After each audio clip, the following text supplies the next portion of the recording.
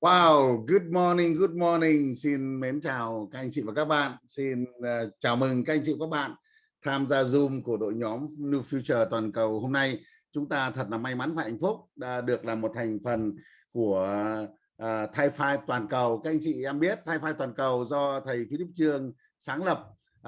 Và đây là một cái triết lý dẫn đến thành công. Chúng ta thật may mắn đã được thầy trực tiếp huấn luyện 2 buổi lần trước về tư duy, về cái triết lý làm thế nào để mà thành công, về cái triết lý sự thành công để mà kiến tạo cái lối sống thứ 5. Các anh chị và các bạn, vào hôm nay là lần thứ 3 chúng ta tiếp tục được thầy huấn luyện tiếp theo về những thái độ đúng và những cái hành động đúng. Các anh chị biết là thầy Philip Cheung đã tham gia kinh doanh nu skin từ năm 1992 và thị trường đầu tiên thầy mở là ở bên Hồng Kông. Các anh chị, từ đó trở đi thì Philip Cheung đi khắp nơi ở trên thế giới. Bất cứ một cái khách sạn nào thầy đến, một quốc gia nào thầy đến thì không có một cái khách sạn nào đủ lớn để mà đủ chứa cái lượng khách mà đến để mà nghe thầy thuyết trình, các anh chị và các bạn. Và sau 2 năm 7 tháng thầy đã thành công, đã trở thành team lead, là một cái vị trí mà hàng đầu ở trong cái kinh doanh này để mà tận hưởng cái cuộc sống, lối sống thứ 5. Từ đó trở đi thầy Philip chỉ có đi vòng quanh thế giới để mà giúp đỡ mọi người. Tại sao thầy Philip lại trở thành một huyền thoại của nu skin? Các anh chị và các bạn, không những là giúp cho rất nhiều người trong hệ thống của mình trở thành triệu phú, giúp cho hàng trăm ngàn người có cuộc sống tốt đẹp hơn, mà thầy đã giúp cho hàng trăm người trở thành triệu phú, và những người này không phải ở trong hệ thống của thầy. Các anh chị và các bạn, và chúng ta thật là may mắn và hạnh phúc ngày hôm nay được trực tiếp hướng dẫn huấn luyện từ thầy Philip Cheung. Các anh chị và các bạn hãy mở màn hình và mở micro và để mà chào mừng thầy Philip Cheung. Good morning, everyone. So, okay, Tony, you can translate for me, right? Tôi sẽ thông dịch cái chương trình này. Welcome back to my philosophy of success training. Xin chào mừng các anh bạn trở lại với chương trình huấn luyện triết lý và sự thành công của tôi. So the purpose of this training is to empower you by visualize your success. Mục tiêu của chương trình huấn luyện này để mà tạo cái động cơ, động lực cho các anh chị có một cái tầm nhìn về cái kinh doanh này. Based on the dream, based on the vision, based on the direction. Dựa trên cái giấc mơ của các anh chị, dựa trên cái sự khao khát, dựa trên cái tầm nhìn và dựa trên cái sự định hướng. Dream can give you the power. Giấc mơ có thể giúp cho các bạn có sức mạnh. Vision give you the direction and even attitude. Cái tầm nhìn giúp cho các anh chị định hướng và có cái thái độ tốt. Yeah, so I think the first two sessions I cover most of the dream and part of the vision. Chính vì vậy cho nên là ở cái phần huấn luyện đầu tiên tôi đã chỉ cho các anh chị về cái tầm nhìn và thái độ. Vision about what? Tầm nhìn về cái việc mà tại sao. Vision about what's that mean about success? Tầm nhìn về cái điều mà thành công có nghĩa là như thế nào.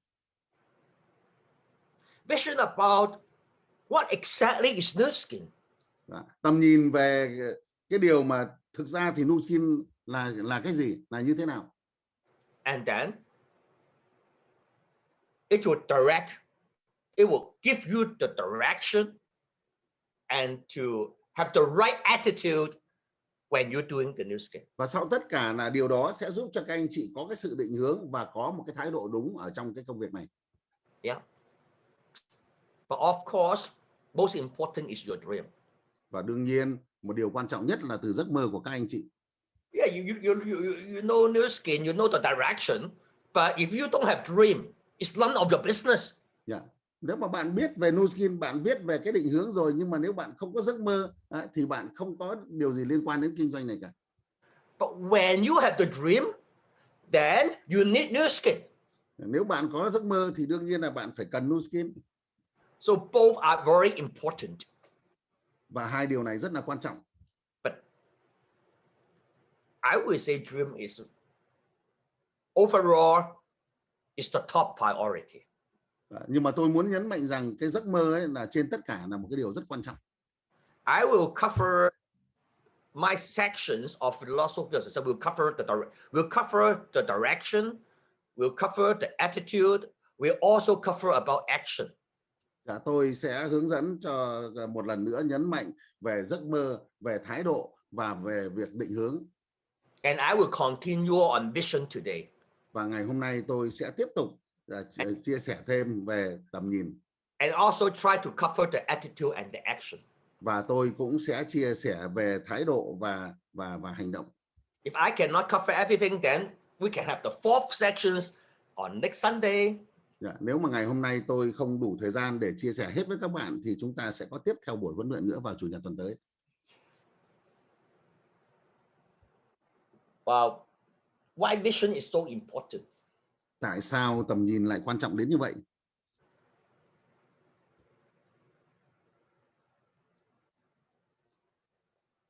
When you have the vision,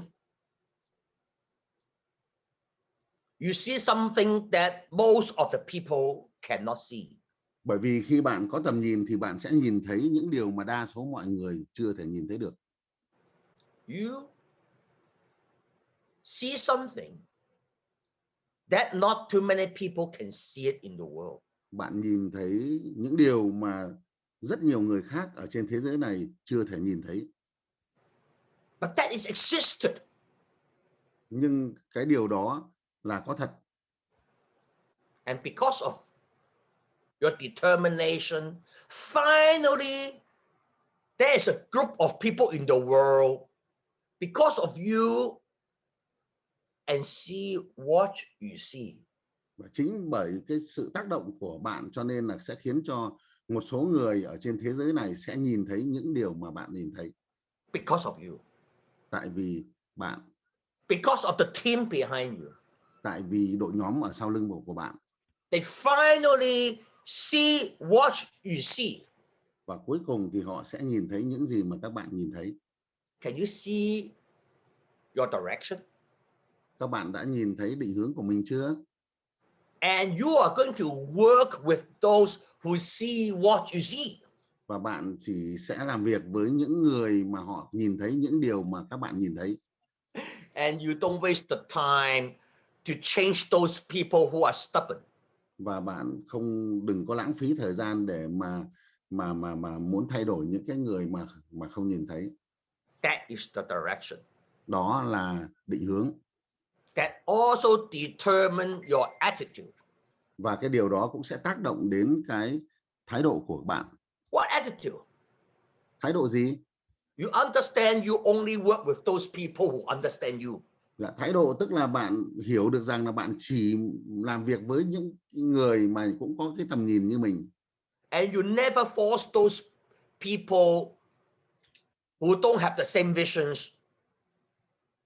You don't force them to have the same vision like you. You don't. Và bạn không thể ép buộc những cái người mà không có tầm nhìn như bạn để có tầm nhìn như bạn được. Không làm vậy được.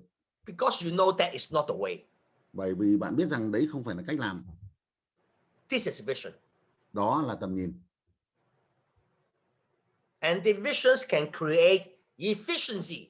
Và tầm nhìn sẽ giúp cho tạo nên hiệu quả. Right? Có đúng không ạ? You work with people with the same vision. Of course, it's very efficient. Dạ, bạn làm việc với những người mà cùng có một cái tầm nhìn như vậy, cho nên là nó sẽ rất là phù hợp. You work with those people without the same vision will be very inefficient. Và nếu mà bạn mà làm việc với những người mà không có tầm nhìn như mình thì tất nhiên là sẽ không có hiệu quả. You ask me why some people in New Skin can achieve a huge success in a very short time. Bạn hỏi tôi rằng là tại sao ở trong kinh doanh Nu Skin có nhiều người họ đạt những kết quả rất là to lớn trong một thời gian rất ngắn. Why? Tại sao vậy?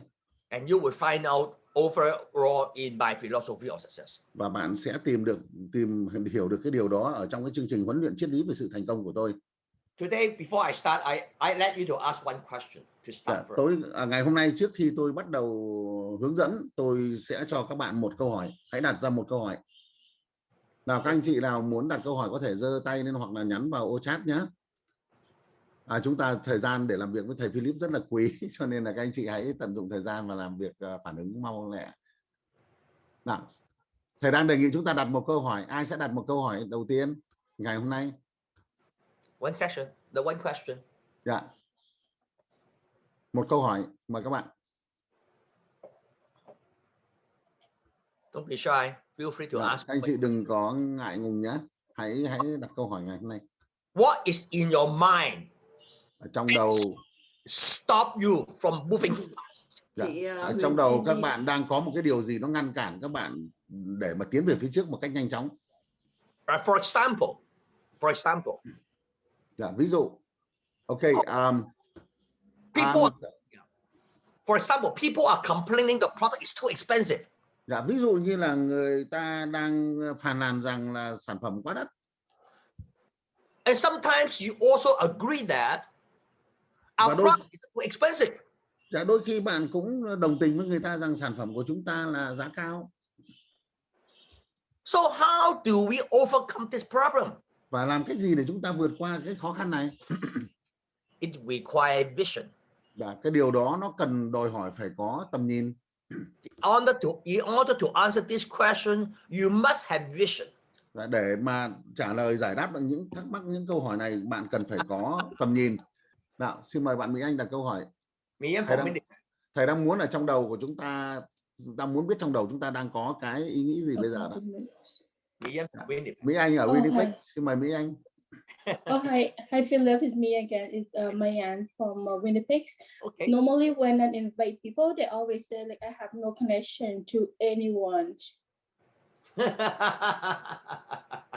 Mỹ Anh có thể dịch cái đó câu hỏi đó sang tiếng Việt để cho một số anh chị em không hiểu tiếng Anh.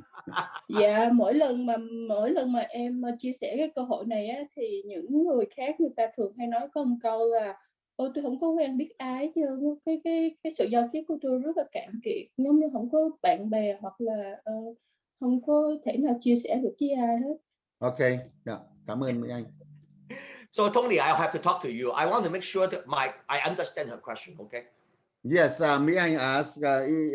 She sometimes share this business with people, and they say they don't know many people, and they don't have time.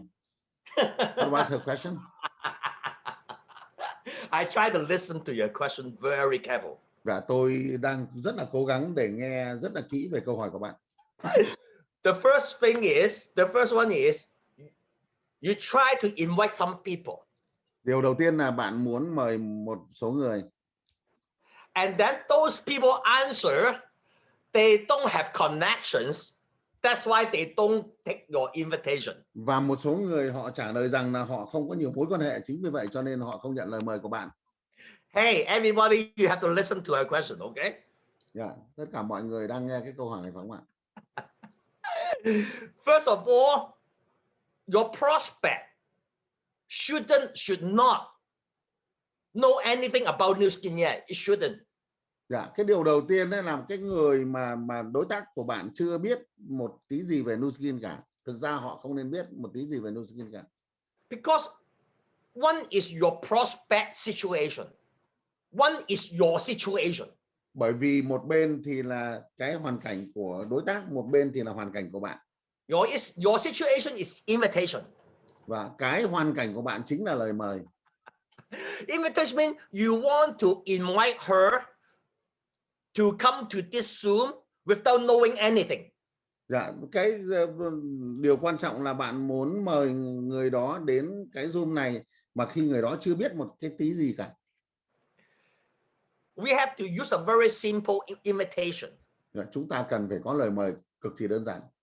To invite a prospect, they have curiosity about what you do. Để mời một đối tác mà người đó có một cái sự tò mò.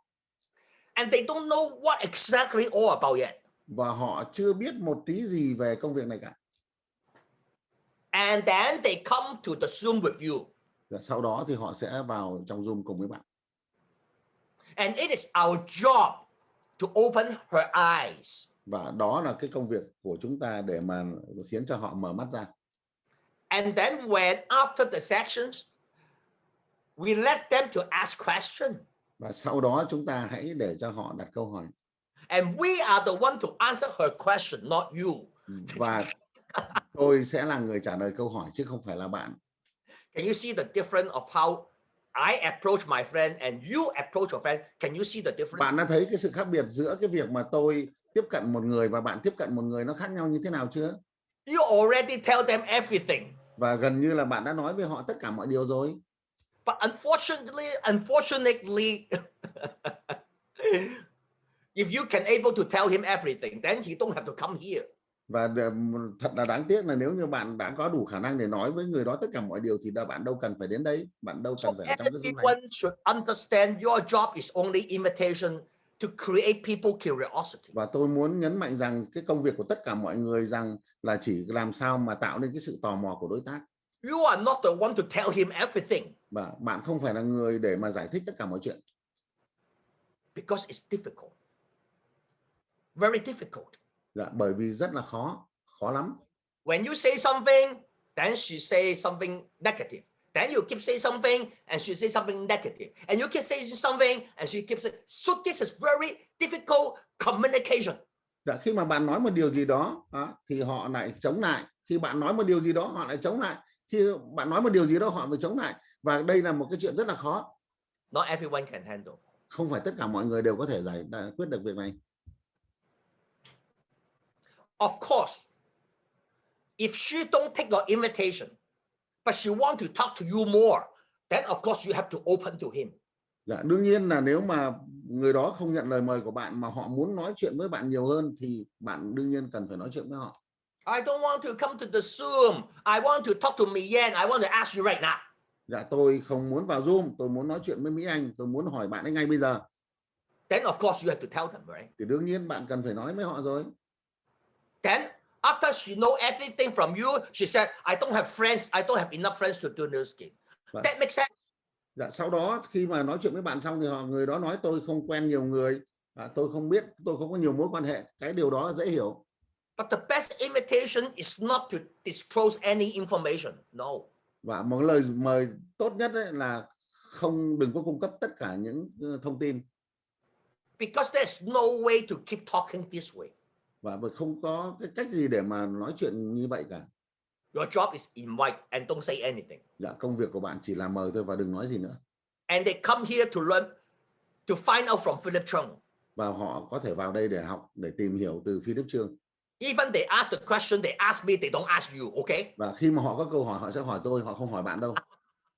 You just sit there and watch how do I answer your prospect question. Bạn hãy chỉ ngồi đó để mà xem quan sát xem là tôi trả lời câu hỏi như thế nào. Is it much easier? Như vậy có dễ hơn không Mỹ Anh? Okay, for example, she is here today. Là ví dụ như là một người đó ở đây ngày hôm nay. Mỹ Anh invite her friend to come here. Là Mỹ Anh mời bạn của cô ấy đến đây hôm nay. And after she learn from us, she has a question. Và sau khi người đó nghe về những điều chúng ta trình bày, người đó sẽ có câu hỏi. The question is, I love New Skin. I love your product. I love your people, but I don't have any friend.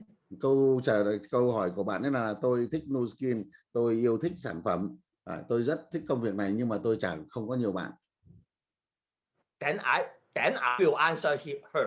I answer. Sau đó thì đương nhiên tôi sẽ trả lời câu hỏi của cô ấy. Not you. Không phải là bạn đâu nhé. I answer. Tôi là người trả lời. Why? Tại sao vậy? Because she came here to learn from me, of course I answer her. Bởi vì cô ấy đến đây học từ tôi cho nên tôi là người phải trả lời thôi. So you are very easy, right, Mỹ Anh? You don't feel difficult because I am the one to answer her question. Dạ, như vậy có dễ dàng hơn không Mỹ Anh? Bởi vì tôi là người sẽ trả lời câu hỏi. Okay, let's say she asks me now. Then you know how I answer? Ok, bây giờ cứ coi như là cô ấy hỏi tôi đi, người bạn đó hỏi tôi đi, tôi sẽ trả lời. If I haven't finished I will talk to her like this. Ok, nào bây giờ chúng ta sẽ trả lời. So I haven't finished. Let me talk. You imagine I'm answer her question right now. Bạn hãy tưởng tượng rằng tôi đang là người sẽ trả lời câu hỏi của cô ấy. I said. Like If you listen, I haven't finished I haven't finished. You listen first, okay? Dạ, Mỹ Anh hãy chờ một lát, tôi chưa xong đâu. This is how I talk to her. Now, Đây là cái cách mà tôi nói chuyện với cô ấy này. if I can help you to solve this problem, do you still have another problem? Dạ, nếu như tôi có thể giúp cô giải quyết vấn đề này, liệu cô còn có thêm vấn đề nào khác không? This is how I talk to your friend. Đây là cách mà tôi sẽ nói chuyện với người bạn của Mỹ Anh đó. Right here. Tại đây. I say one more time, okay? Tôi sẽ nhắc lại một lần nữa nhé. Các bạn ghi vào này. If I can provide the solutions for your problem, do you still have any other problem? Nếu tôi có cách giải quyết vấn đề của bạn, liệu bạn có thêm vấn đề nào nữa không? And then she answered me. Then I will have no more problem. Then I will do no skin. Sau đó thì cô ấy đương nhiên sẽ trả lời tôi và sau đó tôi không còn vấn đề gì nữa. Then I answer. Sau đó tôi mới trả lời. I can teach you and show you how to build connections in a very simple way. Tôi có thể giúp bạn, tôi có thể dạy bạn làm cách gì để có những cái mối quan hệ bằng một cách rất đơn giản. As long as you're willing to learn from me. Nếu mà bạn muốn học từ tôi. This is how I talk to your prospect. Đấy là cách tôi sẽ nói chuyện với đối tác của bạn. Yeah, not everyone have 400, 500, 600 friends to start with new skin. Không phải tất cả mọi người đều có 400, 500 hoặc 600 đối tác để mà bắt đầu làm việc, bắt đầu khởi động new skin. But we can build our connections. We know how to build connections in the Facebook. Nhưng mà chúng ta đều biết cái cách để mà xây dựng các mối quan hệ trên Facebook. And this part is very important. Và cái phần này rất là quan trọng. So I am going to teach you. Tôi sẽ dạy cho bạn điều đó. And that's everything. Đó là tất cả. So I don't know how much do you learn from me today, you, Ian, from what I answered. Mỹ Anh, tôi không biết là hôm nay bạn học được bao nhiêu từ tôi. There are several parts. Dạ, có một vài điểm. The first part is when you invite, you don't talk too much. Dạ, cái điều đầu tiên là khi bạn mời thì bạn đừng có nói nhiều quá. Your job is about invitation. Công việc của bạn chỉ là mời thôi và tạo cái sự tò mò thôi. You have to understand, everyone has his responsibility. Dạ, bạn cần phải hiểu điều này nhé. Tất cả mọi người đều có trách nhiệm ở đây. You don't disclose information. You only invite. Bạn đừng có cung cấp thông tin, bạn chỉ mời thôi. Because if you disclose information, you don't know how to answer her question. Và bởi vì khi mà bạn cung cấp thông tin thì bạn không biết cách trả lời như thế nào cả. Because you are just starting in doing new skin. Bởi vì bạn vừa mới bắt đầu làm việc new skin mà. How can you answer her all the questions? Bạn làm sao mà có thể trả lời tất cả các câu hỏi của cô ấy được? So that's why you leverage us. Chính vì vậy cho nên bạn cần phải tận dụng cái lực đòn bẩy từ chúng tôi. We can answer 100 questions, we can answer 99 questions. Dạ, 100 câu hỏi chúng tôi có khả năng trả lời 99 câu đấy. I tell you, we can show her how can be successful.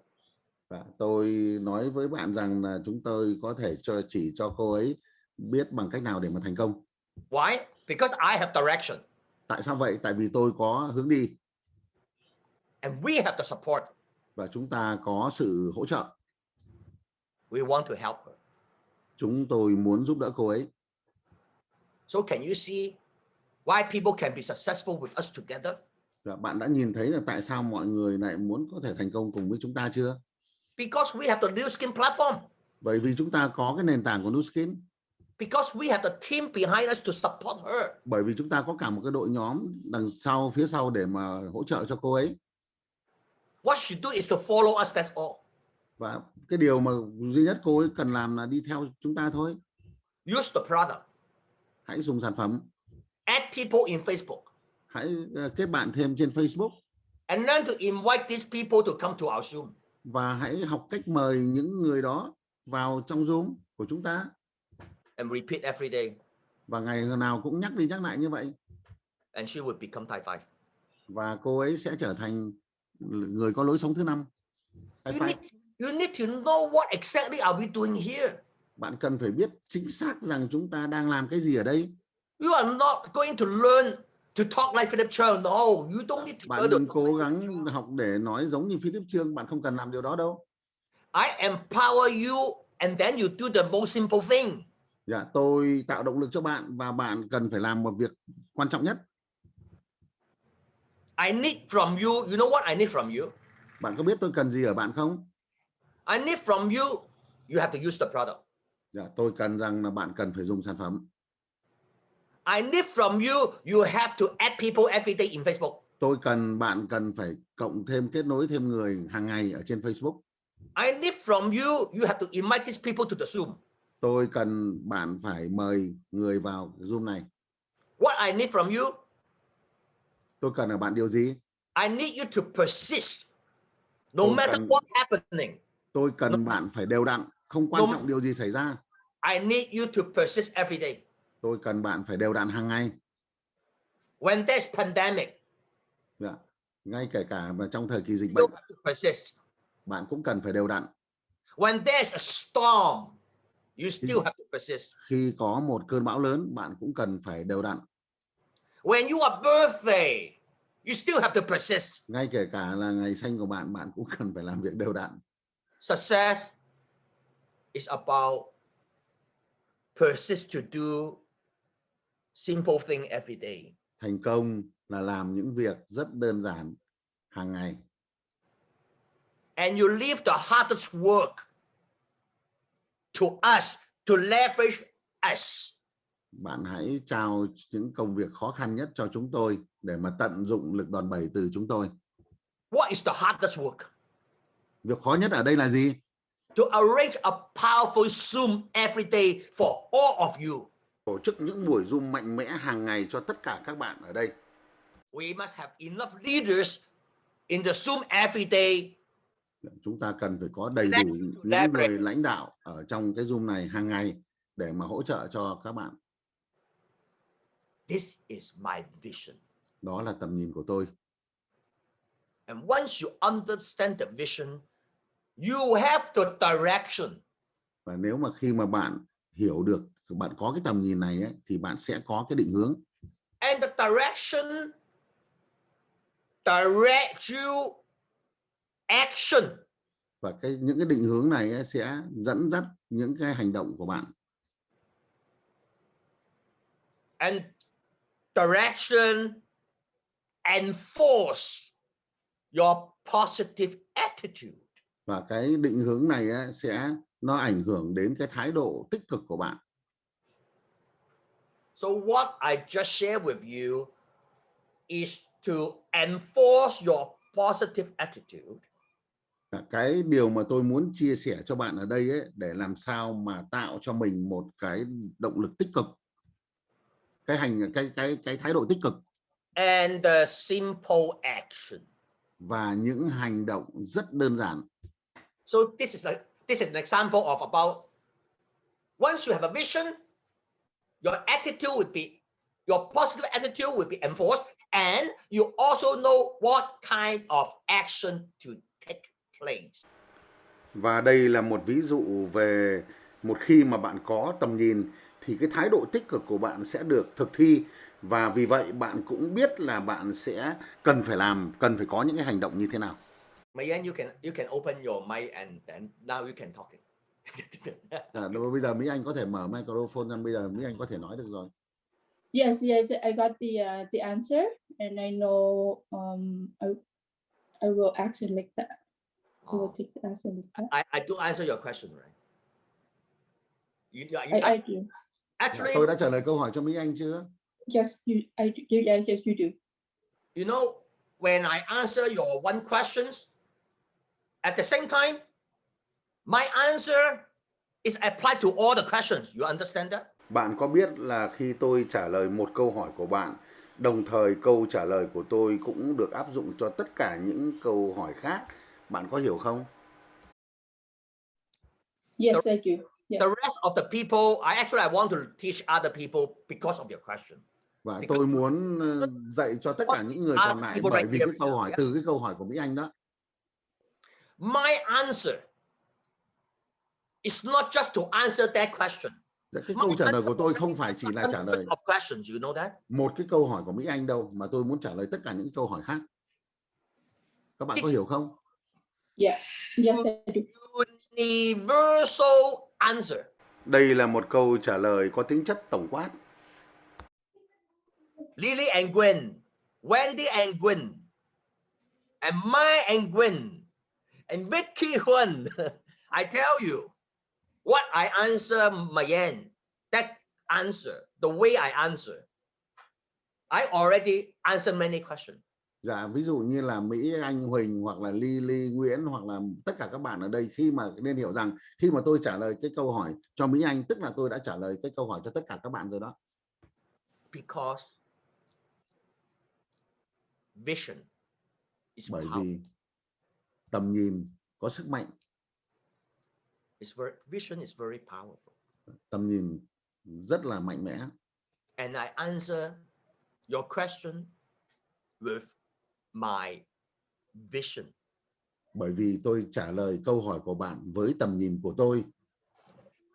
Very good. Okay. Rất tốt. Nào, tiếp tục nào. You know why we are all free. You don't need. I can if this is good, I can answer your questions so that you are learning from me through your question. Dạ, tôi rất là tốt là tôi có thể trả lời những câu hỏi cho các bạn và các bạn có thể học được thông qua những cái câu hỏi đó. So if you like, you ask the question and you discover my answer is always based on my vision. Và các bạn có thể đặt câu hỏi và sau đó các bạn có thể hiểu được rằng là tất cả các câu trả lời của tôi đều dựa trên tầm nhìn của tôi. So I see something that other people cannot see. Bởi vì tôi nhìn thấy những cái điều mà những người khác chưa nhìn thấy. And now I help those people to see what I see. Và bây giờ tôi sẽ giúp những người đó nhìn thấy những điều mà tôi nhìn thấy. Then what happened? Sau đó điều gì xảy ra? I create a market. Và tôi sẽ tạo lên một thị trường. And you create a market. Bạn cũng tạo lên một thị trường. The people who have the vision are the creator of a market. Những người có tầm nhìn sẽ tạo lên thị trường. Because finally, 1% of the people in the world, because of you, they see what you see. Bởi vì cuối cùng thì sẽ có 1% mọi người ở trên thế giới này sẽ nhìn thấy cái tầm nhìn mà bạn có được. And because of you, 1% of the people in the world are 70 million people. Bởi vì nhờ có bạn mà 1% của mọi người trên thế giới này sẽ là 70 triệu người. And that's why you create a market based on your vision. Và chính vì vậy bạn là người tạo lên cái thị trường này dựa trên tầm nhìn của bạn. Can you see the importance of vision? Bạn đã nhìn thấy cái sự quan trọng của tầm nhìn chưa? Vision about what? Tầm nhìn về điều gì? Vision about success. Tầm nhìn về sự thành công. Vision about Nu Skin. Tầm nhìn về Nu Skin. But your dream is more important anyway. Nhưng giấc mơ của bạn quan trọng hơn cả. Not everyone have dream. Không phải tất cả mọi người ai cũng có giấc mơ đâu. Everyone can say they have dream, but they don't have dream. Tất cả mọi người đều có thể nói rằng tôi có giấc mơ, nhưng mà họ không có giấc mơ đâu. Dream have a characteristic. Và giấc mơ nó sẽ có những cái điểm rất là đặc biệt của nó. You will sacrifice yourself, everything to go for your dream. Bạn cần phải hy sinh tất cả mọi thứ để mà theo đuổi giấc mơ của mình. That is the characteristic. Đó là một cái điểm đặc biệt. Tony drive back to Vancouver at 2 a.m. Tony lái xe về đến Vancouver lúc 2 giờ sáng ngày hôm nay. And start the Zoom at 6 a.m. Và anh ấy bắt đầu cái buổi Zoom này từ 6 giờ sáng.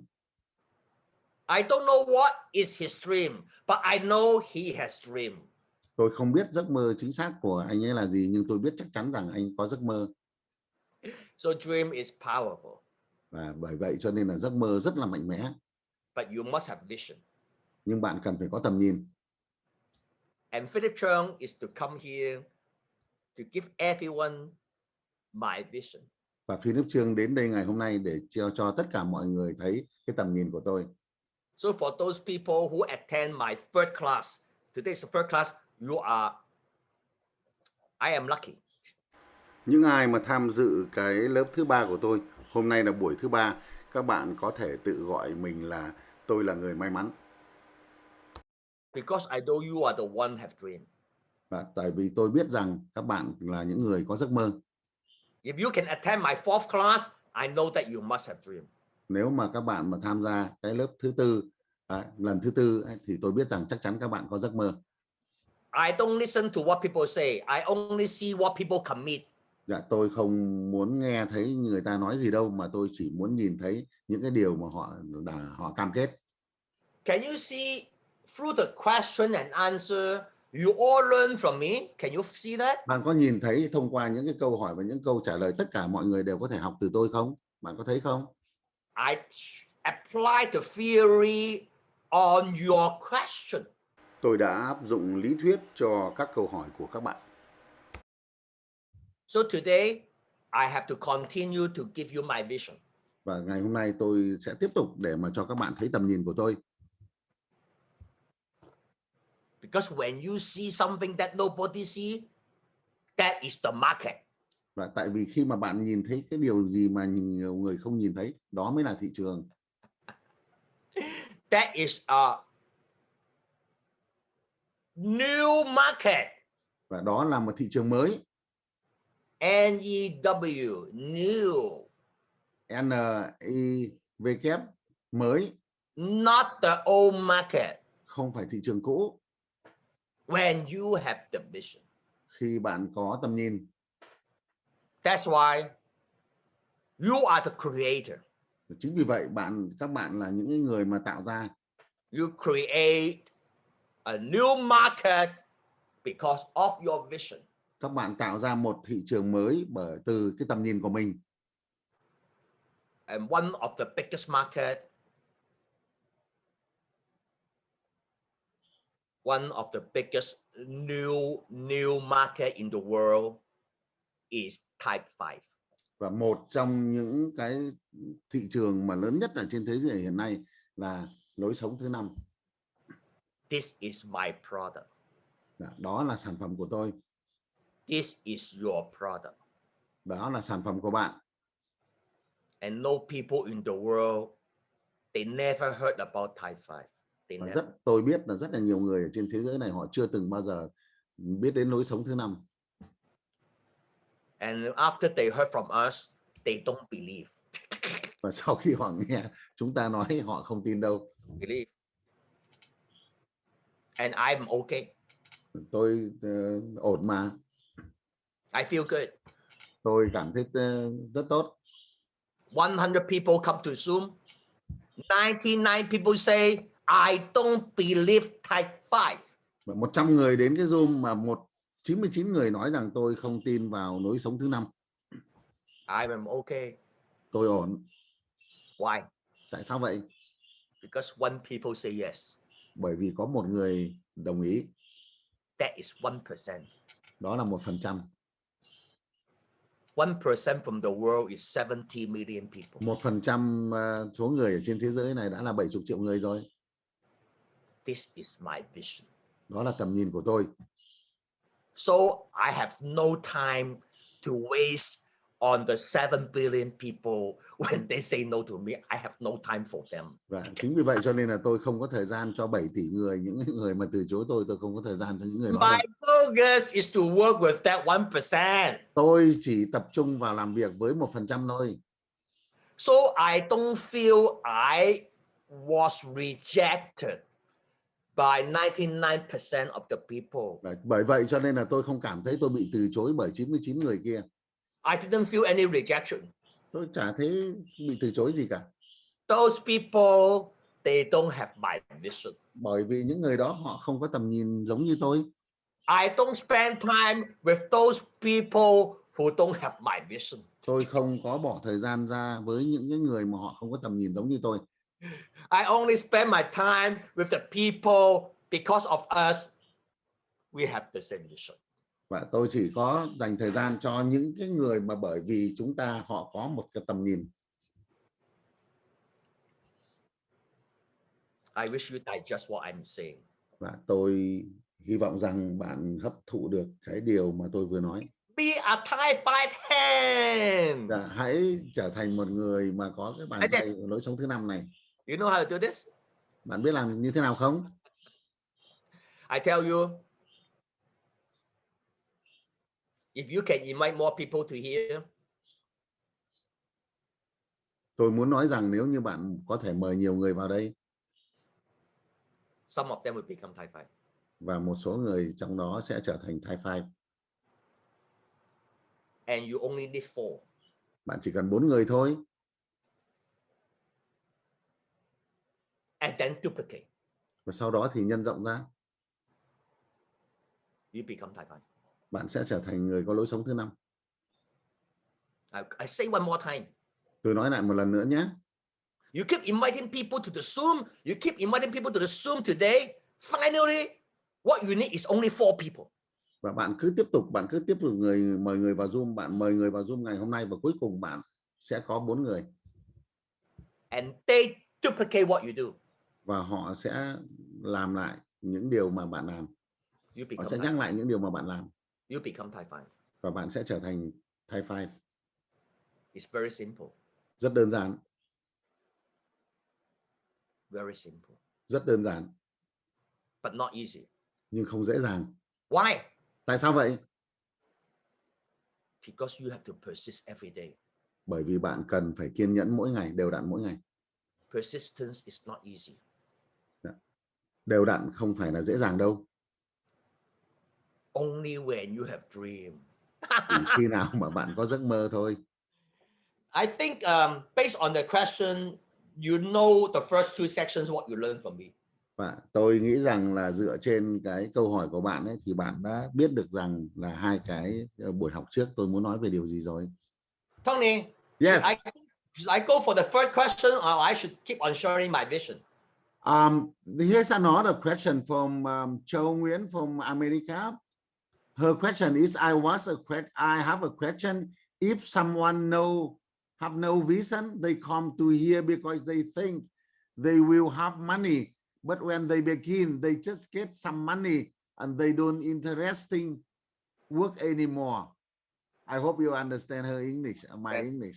I don't understand. You repeat one more time. One more time. Yeah, tell me. Yeah, she has a question that she invites someone to come to do new skin and they think they can make money. But when they start this business, they don't make money, and that's why they don't interest in this business no more. You must be joking. We are making lots of money from new skin. Bạn nói đùa hay sao đấy? Chúng ta kiếm rất nhiều tiền từ new skin mà. If they cannot making money, they don't follow our way. That's why they don't make the money. Và nếu mà người đó mà không là kiếm ra tiền, chắc chắn là họ không làm theo hướng dẫn của mình rồi, cho nên họ không làm ra tiền là đúng rồi. If they follow my way, they make money very fast. Nếu mà người đó mà theo cái cách hướng dẫn của tôi, người đó sẽ kiếm tiền rất nhanh mà. That is my vision. Đó là tầm nhìn của tôi. Why? Tại sao vậy? Because we are producing customer and the builder at the same time. Customer and builder. Bởi vì chúng ta tạo ra khách hàng và tạo ra người xây dựng hệ thống cùng một lúc. And then we'll help them to build the group volumes. Và chúng ta như vậy là chúng ta giúp cho họ có cái doanh số của đội nhóm của hệ thống. And they could get as much as 40% profit margin bracket from new skin. Và họ có thể nhận được tới 40% tiền huê hồng từ new skin mà. If they do 10,000 points based on the GV, they earn $4,000 already. Nếu mà người đó có doanh số 10.000 điểm thì người đó có thể kiếm được 4.000 đô mà. We have product talk every day. Dạ, chúng tôi có hướng dẫn về sản phẩm hàng ngày mà. If they want to make money, they have to put effort. Và nếu mà người đó muốn kiếm tiền thì người đó phải làm việc. What is their effort? Họ cống hiến cái gì, họ làm việc gì, nỗ What do lực của we họ need là from gì. her? What do we need from her? Mình cần từ cô ấy điều gì? Use the product and invite people to our talk. Dạ, dùng sản phẩm và sau đó thì mời người vào để nghe chúng tôi nói chuyện thôi. If you don't do it, of course you cannot make money. Nếu mà cô ấy không làm việc đó thì đương nhiên cô ấy không kiếm được tiền rồi. We can make money. Chúng tôi có thể kiếm tiền mà.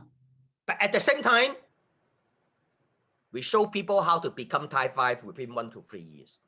Và đồng thời cùng một lúc chúng tôi sẽ chỉ cho họ bằng cách gì để trở thành người có lối sống thứ 5 trong vòng từ 1 đến 3 năm.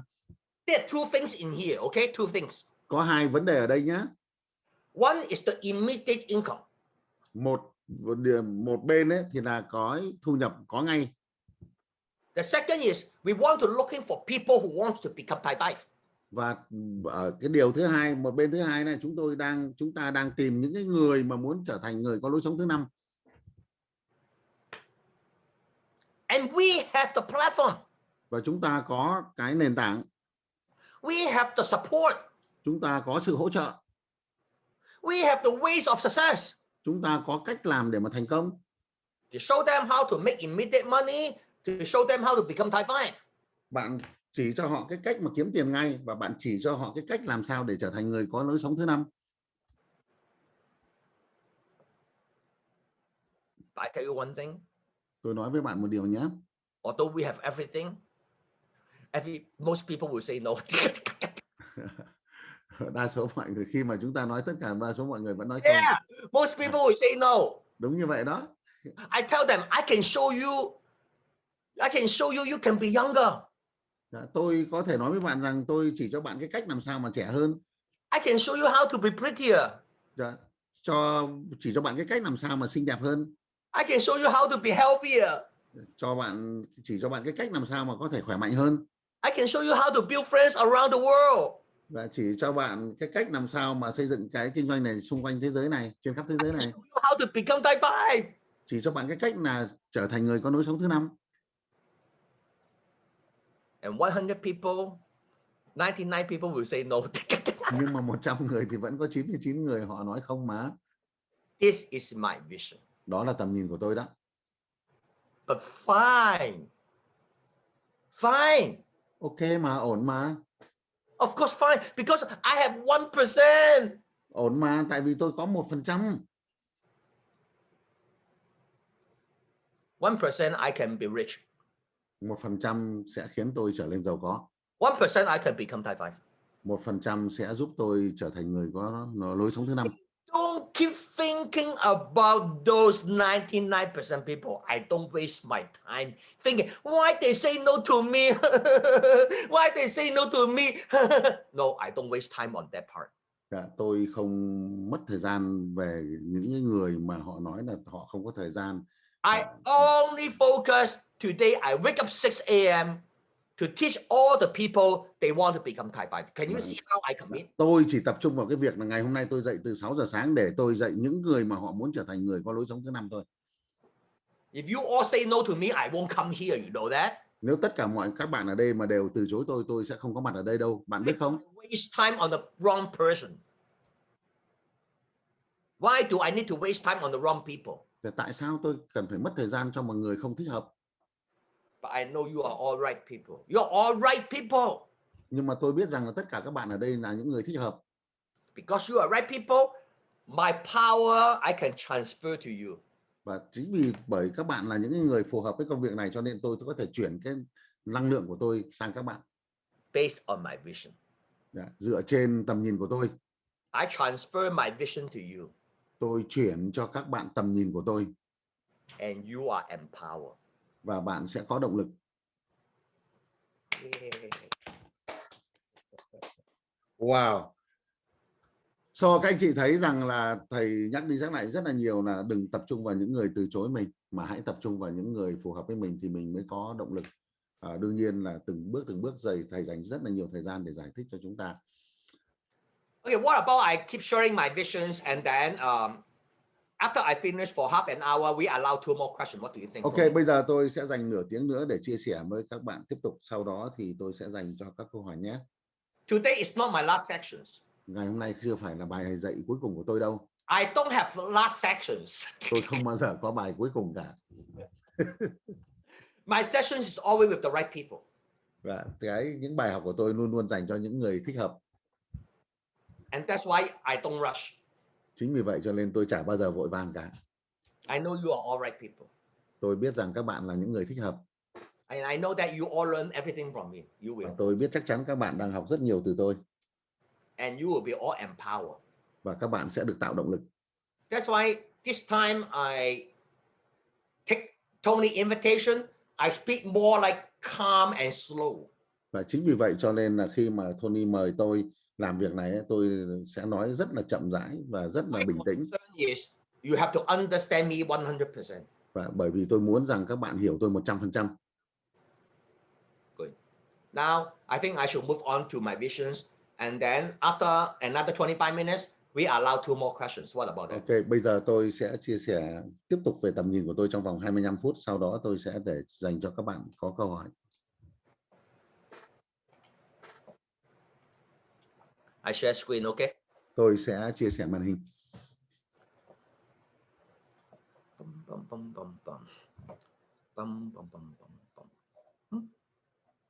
Can you see my screen? Yes, we do.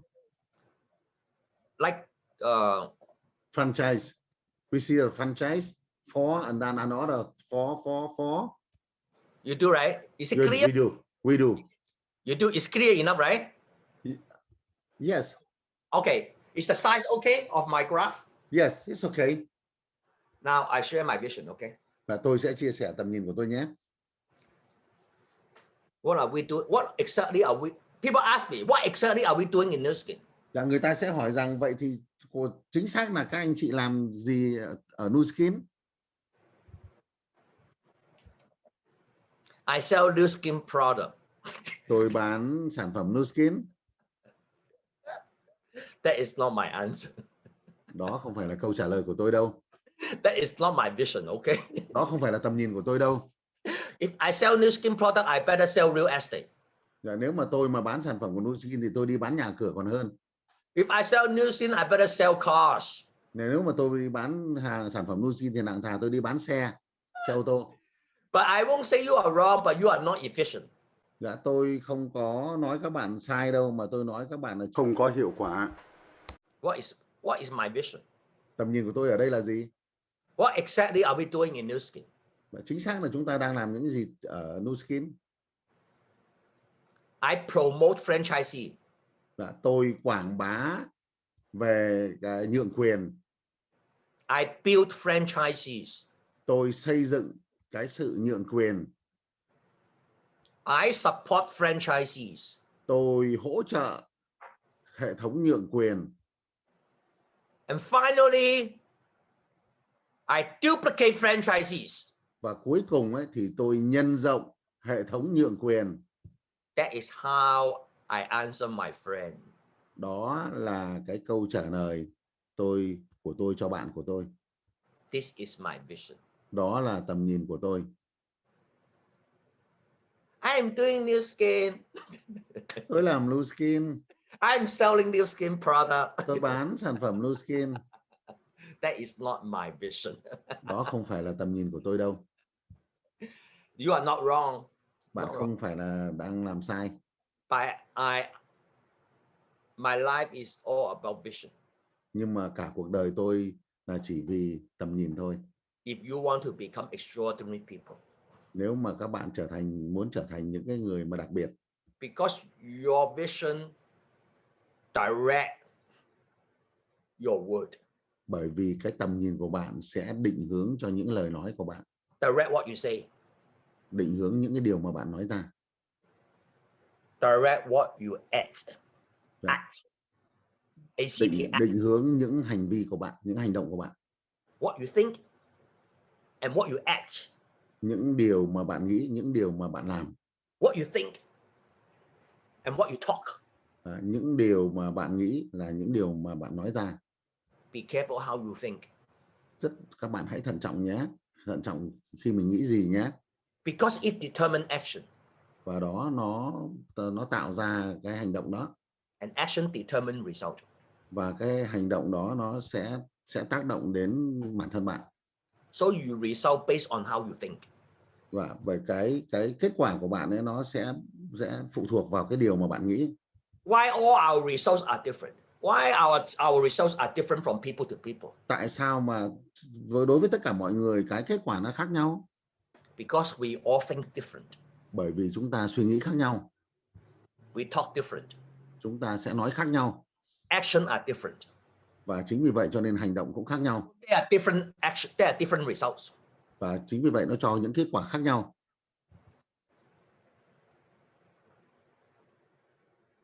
Now I try to empower you to visualize your success. Và bây giờ tôi đang tạo động cơ cho các bạn ấy, làm sao mà có cái hiện thực hóa cái tầm nhìn của mình về sự thành công. And your results become type 5. Và cái kết quả của là các bạn sẽ trở thành một người có lối sống thứ 5. What are you doing in this skin? Bạn làm gì ở Nu Skin? Your friend asks you, why are you doing Nu Skin? Bạn của bạn sẽ hỏi rằng là tại sao anh chị lại làm Nu Skin? I don't know why. Tôi không biết. What do you think your friend will respond to you when you do this way? Nếu mà các bạn thử nghĩ xem bạn của bạn sẽ nghĩ như thế nào nếu như bạn làm như thế này, cắn tay đó. Không biết nói gì. Why are you doing Nu Skin? Tại sao bạn lại làm Nu Skin? I answer. Tôi sẽ trả lời. Because I want to become type 5. Bởi vì tôi muốn trở thành type 5. I finish. Sau đó tôi dừng lại. Can you see how fast I answer the question? Các bạn có thấy tôi trả lời câu hỏi nhanh mức độ như thế nào không? Tăng. Dạ, chỉ một câu thôi. Because I know I come here is to become type 5. Tại vì tôi biết rằng tôi đến đây để mà trở thành type 5. That is what I think. Đó là điều tôi nghĩ. Maybe that is not what you think. Có thể không phải là điều bạn nghĩ. Type 5, type 5, type 5, type 5, type 5, type 5, type 5, type 5. When I go to toilet, I think about type 5. When I sleep, I think about type 5. When I eat, I think about type 5. Type 5, type 5, type 5, type 5. Type 5, type 5, type 5. Khi mà tôi đi vào trong toilet, tôi nghĩ về type 5. Khi tôi ngủ, tôi nghĩ về type 5. Khi tôi ăn, tôi nghĩ về type 5. People ask me, why Philip you do Nu Skin? Nhiều người hỏi Philip tại sao anh lại làm Nu Skin? Because I want to become type 5. Tại vì tôi muốn trở thành type 5. Why you give up your fashion business? Tại sao anh lại bỏ cái kinh doanh thời trang của anh? Because that is type 1. Bởi vì đó là type 1, là And lối sống thứ nhất. I want to become type 5. Tôi muốn type 5 cơ. Can you see how I answer people question? Các bạn có thấy cách tôi trả lời câu hỏi của mọi người không? I don't talk too much. Tôi không nói nhiều đâu. Because I want to become type 5. Tại vì tôi muốn trở thành type 5. You don't have to say, oh, because I want to become type 5. You don't have to be this way. No. Bạn không cần phải là reo lên là ôi tôi muốn trở thành người có lối sống thứ 5. You don't need to so expressive. Bạn không cần phải là quá là hào hứng. And you sit down very calm. Bạn ngồi rất là yên tĩnh. Because I want to become type 5. Bởi vì tôi muốn trở thành người có lối sống thứ 5. Can you see how I answer very short? Bạn I có thấy the very short way, very short. cái cách trả lời câu hỏi rất ngắn gọn của tôi chưa? And I stop talking. Và sau đó tôi dừng, tôi không nói nữa. What will happen? Điều gì sẽ xảy ra? And they will ask you, what is type 5? Thế nào họ cũng hỏi bạn, type 5 là cái gì? Wait, am I right? Có đúng không ạ? Tôi nói có đúng không? So when you stop talking, people ask you questions. Khi nào mà bạn ngừng nói, người ta sẽ hỏi bạn. I listen. Tôi chỉ lắng nghe thôi. Well, of course, it would be nice you don't have to face this situation. It would be nice if you don't have to face the situation. Đương nhiên là nó sẽ dễ chịu hơn khi mà bạn không gặp phải những cái trường hợp như vậy. Because you invite people to come here is better. Bởi vì bạn mời đối tác vào trong Zoom này. But sometimes there are situations they don't come here. You will meet them, I understand. Đôi khi bạn gặp cái trường hợp mà những người đó họ không vào đây. And they ask you, Họ cứ hỏi bạn thôi. what exactly are you doing in Nu Skin? Chính xác là bạn đang làm cái gì ở trong Nu Skin? I promote franchisees. Tôi quảng bá nhượng quyền. I build franchisees. Tôi xây dựng hệ thống nhượng quyền. I support franchisees. Tôi hỗ trợ hệ thống nhượng quyền. And most important, I duplicate franchisees. Và điều quan trọng nhất là tôi nhân rộng hệ thống nhượng quyền. That is what I'm doing in Nu Skin. Đó là những việc tôi làm trong kinh doanh Nu Skin. Can you see how you answer with your vision? Bạn đã nhìn thấy câu trả lời của bạn với dựa trên tầm nhìn không?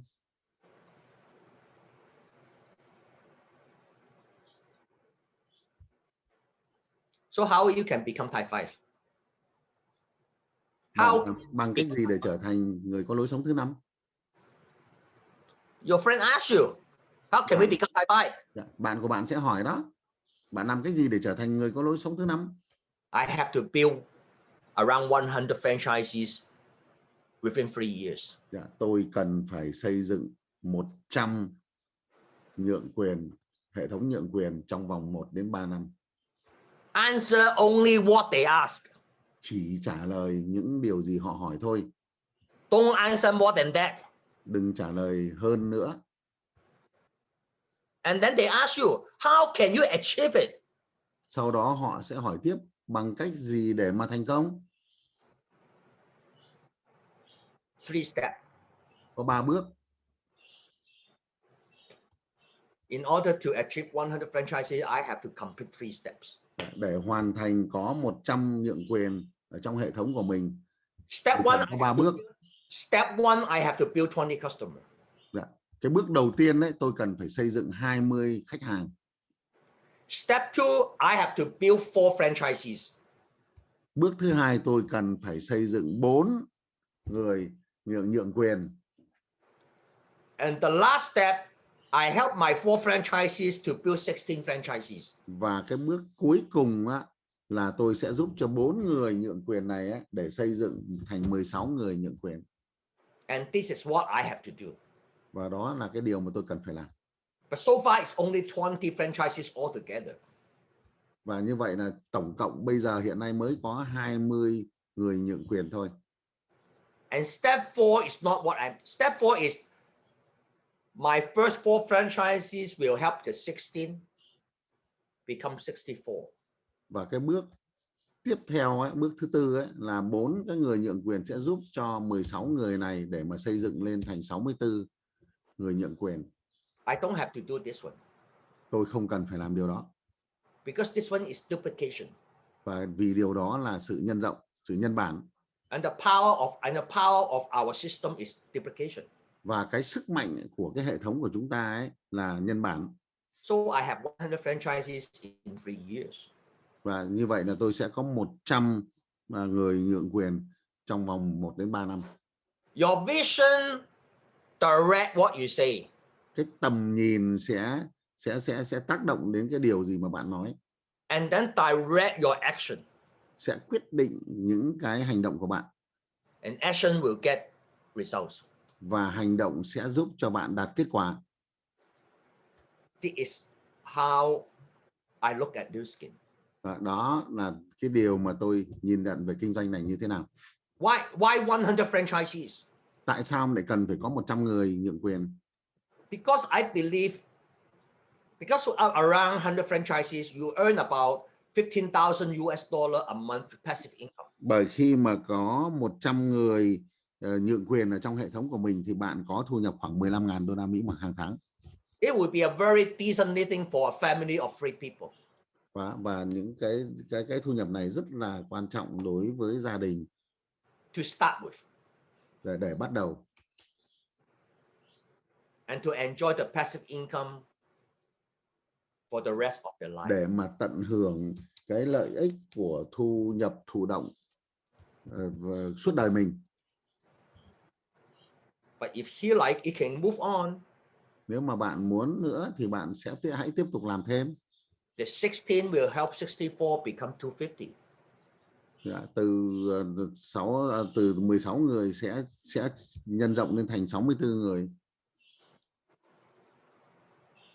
And 64 will help 250 become 1,000.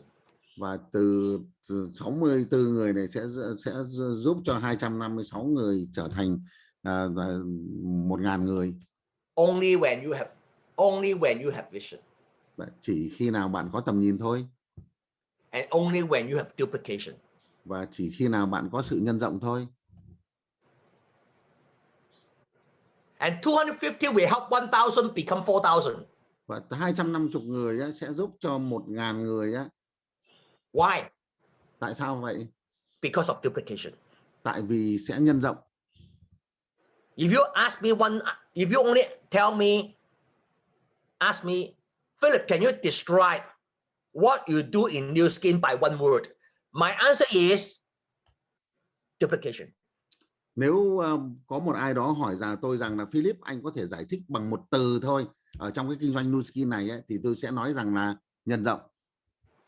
That's why starting from the first day, we should understand what we do is about a duplication business.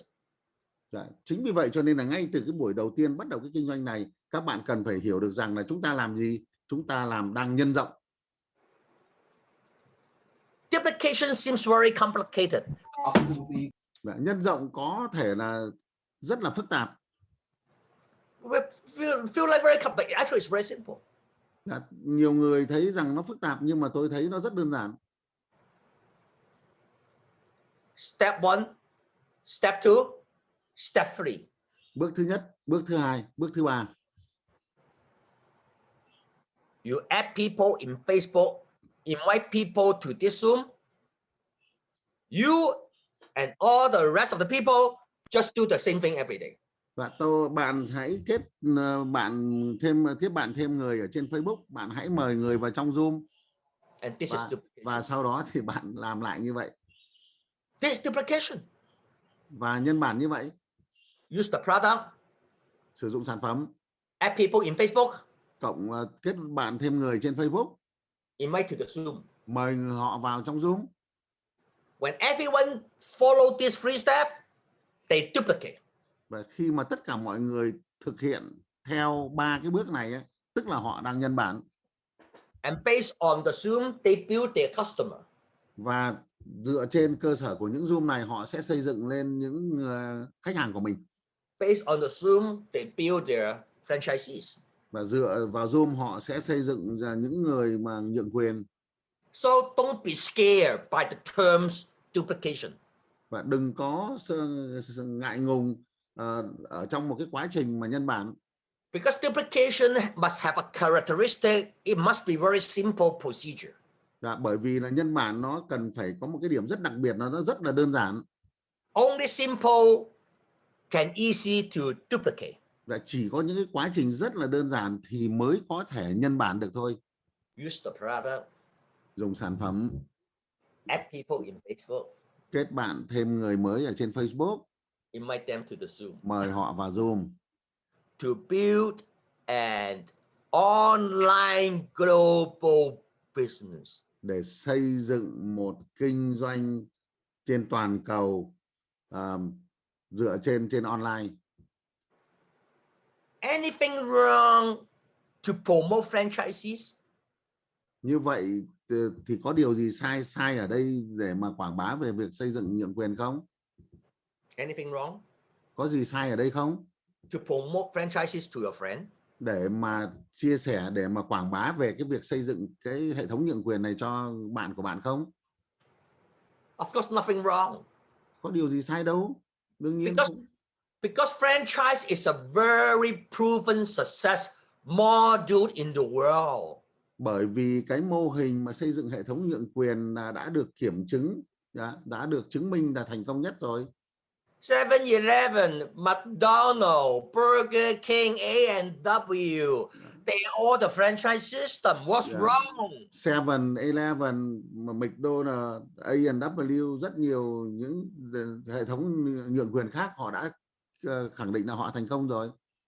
Will you feel bad when you promote McDonald's to your friend? Will you feel bad?